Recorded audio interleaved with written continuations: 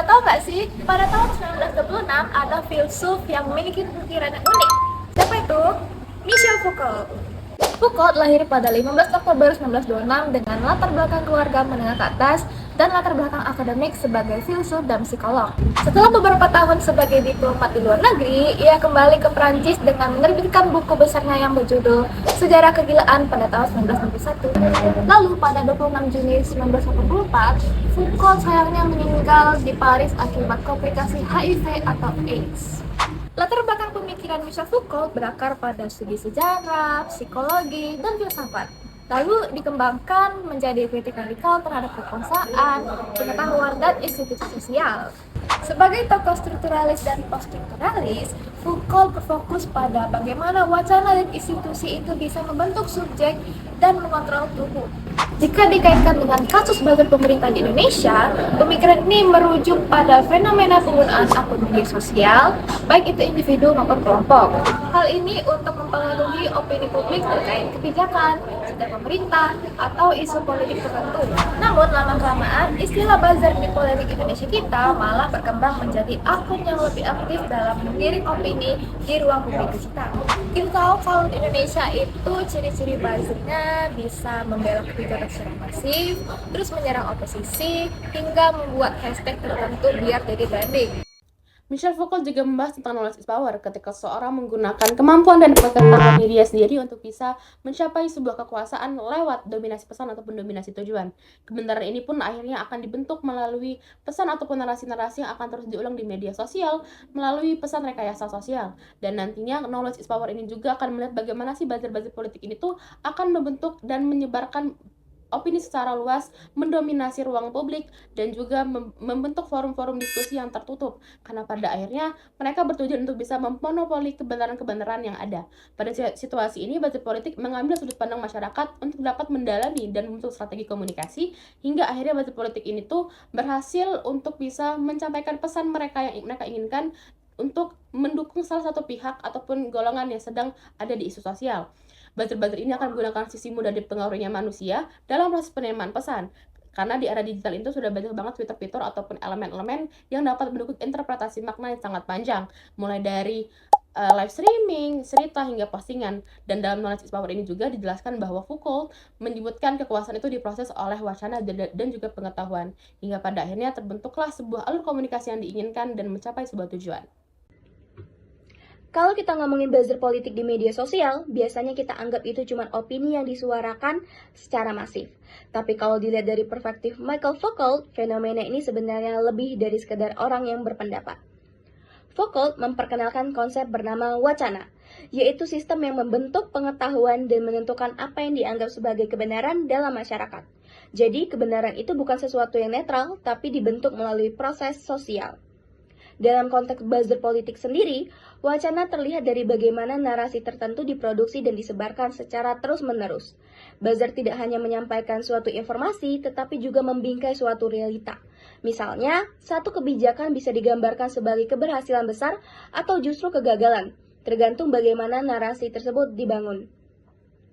Ketika narasi ini diulang-ulang secara masif di media sosial, lama-kelamaan publik mulai menerimanya bukan lagi sebagai opini, tetapi sebagai suatu kebenaran. Disinilah wacana bekerja, karena yang sering muncul dan dominan akan lebih mudah dipercaya. Selain itu, media juga memperkuat proses ini melalui algoritma yang mendorong konten dan interaksi yang tinggi.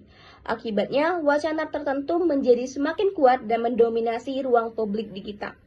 Dari sini, kita bisa melihat bahwa buzzer politik bukan hanya sekedar pengguna aktif, tetapi juga bagian dari mekanisme kekuasaan yang membentuk cara masyarakat memahami suatu. Michel Foucault menggunakan konsep politikon sebagai metafora untuk menggambarkan bagaimana kekuasaan dapat mengontrol masyarakat modern. Dengan kata lain, politikon menggambarkan bagaimana kekuasaan dapat diinternalisasi dan mengatur bagaimana perilaku manusia dapat diawasi tanpa kehadiran fisik dari pengawas penyata. Dalam konteks buzzer di Indonesia, praktikon dapat dianggap sebagai bentuk pengawasan di dunia digital, yang dimana dalam dunia digital ini, buzzer bisa dianggap sebagai sistem pengawasan sosial modern. Yang dimana di media sosial, orang bisa dipantau dengan mudah, komentar bisa diviralkan, pendapat bisa diserang secara massal, hingga ide seseorang dapat tersebar.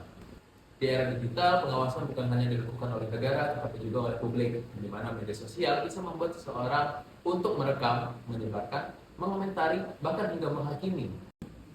Contoh nyata di Indonesia pada fenomena ini dapat dilihat pada saat muncul isu politik yang besar seperti revisi undang-undang, omnibus law, KN, pemilu, bahkan hingga adanya kritik terhadap pejabat. Ketika adanya kritik terhadap pejabat, akan muncul serangan secara masif, bahkan hingga penghinaan terhadap sang pengkritik. Yang dimana ini mengakibatkan sebagian orang memilih untuk tidak ikut bicara dan membuat diskusi publik menjadi tidak bebas dan masyarakat takut untuk menjadi target sandingan.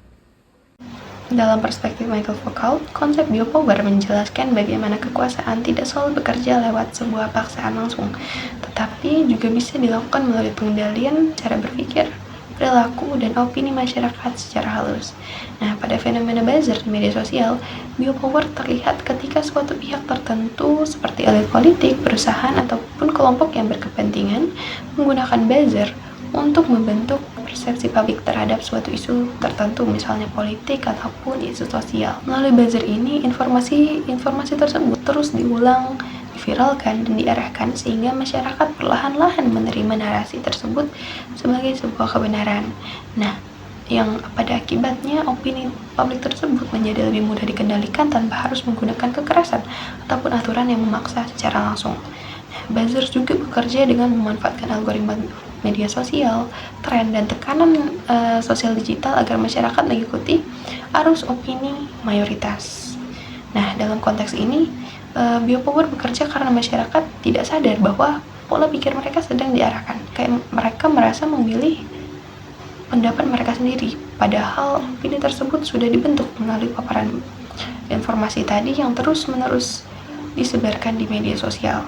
Nah, oleh karena itu, penggunaan buzzer menjadi salah satu bentuk kekuasaan modern yang mampu mengontrol bagaimana cara masyarakat memahami realitas sosial dan politik. Dan pada dunia digital, pada akhirnya bukan cuma tempat komunikasi, tapi juga menjadi sebuah arena pengendalian opini publik secara masif. Nah, kesimpulannya dalam pemikiran Michel Foucault ini, kekuasaan ini dapat bekerja dalam pembentukan opini publik hingga pengawasan. Kalau dalam kasus buzzer pemerintah di Indonesia, media sosial kita menjadi alat untuk menggiring opini publik sekaligus menekan kritik melalui serangan sosial digital. Akibatnya, masyarakat malah lebih memilih untuk membatasi pendapatnya sendiri karena takut diserang, sehingga kebebasan dalam diskusi publik menjadi berkurang. Nah, itulah tadi pemikiran dari Michel Foucault. Menurut kalian gimana?